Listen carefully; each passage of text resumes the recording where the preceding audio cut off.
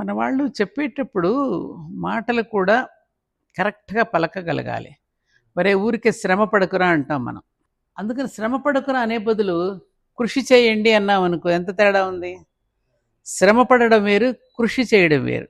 శ్రమ పడడం అనేసరికి వచ్చేసరికి అలసట వస్తుంది, కృషి అనేసరికి తృప్తి కలుగుతుంది. ఏమంట? ఇలాగే ఒకసారి మాస్టర్ గారు కూడా తేడా చాలా చెప్పారు ఆయన. శ్రామికులు అన్న పదం మనకు వినబడినప్పుడల్లా నాకు చాలా బాధ కలుగుతుంది. శ్రామికులు అంటే శ్రమజీవులు, శ్రమపడేవాళ్ళు అని అర్థం వస్తుంది. ఆ జీవితాల్లోని కళాకాంతులను ఆ పదమే లాగేస్తోందేమో అనిపిస్తుంది నాకు. శ్రమ అనగానే మనకు కూడా చూడు, బా శ్రమ పడుతా, అదే తేడా ఉంది. శ్రమ అనగానే అలసట అనిపిస్తుంది, కృషి అనగానే తృప్తి అనుభవానికి వస్తుంది. ఏమరే నీరసం వచ్చేస్తుంది మనకు కూడా. అలసట చెందుతూ పనిచేస్తే అది శ్రమ అవుతుంది.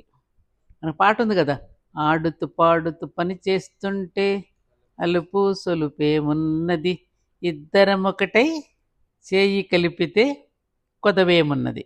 గుర్తుందా పాట? అలాగే అలసట చెందుతూ పని చేస్తే అది శ్రమ అవుతుంది, తృప్తిని అనుభవిస్తూ పని చేస్తే అది కృషి అవుతుంది. రెండు స్థితులకు ఎంత తేడా ఉందో నువ్వు గమనించు. అలసట చెందుతూ పని చేయవద్దన్నారు మన పెద్దలు. అసలు పని చేయడం చేత కాకపోవడం వల్లనే అలసట వస్తుందన్నారు. పని చేయడం ఎలాగో నేర్చుకోమన్నారు. తృప్తిని అనుభవిస్తూ పని చేయమన్నారు. దానినే వారు ఏమన్నారు? కర్మయోగము అని చెప్పారు. అందుకే బాగా పని చేసి వీడు ఒక పెద్ద కర్మయోగిరా అంటాం చూడు. మనం మనసు ఇంద్రియాలలోకి చెదురుతూ పరిస్థితులకు బెదురుతూ పని చేస్తున్నప్పుడు ఏమవుతుంది? మనసు అలసిపోతుంటుంది. అప్పుడు ఆ పని ఏమవుతుంది? శ్రమ అవుతుంది. మనస్సు బుద్ధిని కూడుకుని హృదయంతో అనుసంధానాన్ని పెంచుకున్నప్పుడు ఏమవుతుంది?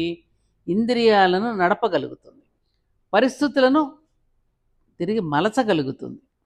అర్థం చేసుకో. అప్పుడు చేసిన పని కృషి అవుతుంది.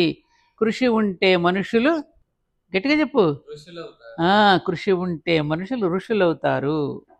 శ్రమ ఎక్కువ కాలం పడలేం, కృషి ఎంతకాలమైనా చేయగలం. అలసట చెందుతూ శ్రమించడానికి కాదు మనం ఈ భూమి మీదకి వచ్చింది, ఆత్మానుభూతిని పొందుతూ కృషి చేయడానికి మనం ఈ భూమి మీదకి వచ్చాం. ఈ సత్యాన్ని మనసుకు తెలియచెప్పాల్సిన అవసరం ఉంది మీలాంటి వాళ్ళకి. ఈ రోజు నుండి మీరు శ్రమ పడకండి, కృషి చేయండి. ఏమన్నాను నేను? ఈ రోజు నుంచి చెప్పు, కాబట్టి ఇలాంటి మాటలు పెద్దవాళ్ళవి విన్నప్పుడు జీవితానికి ఒక వెలుగు వస్తుంది.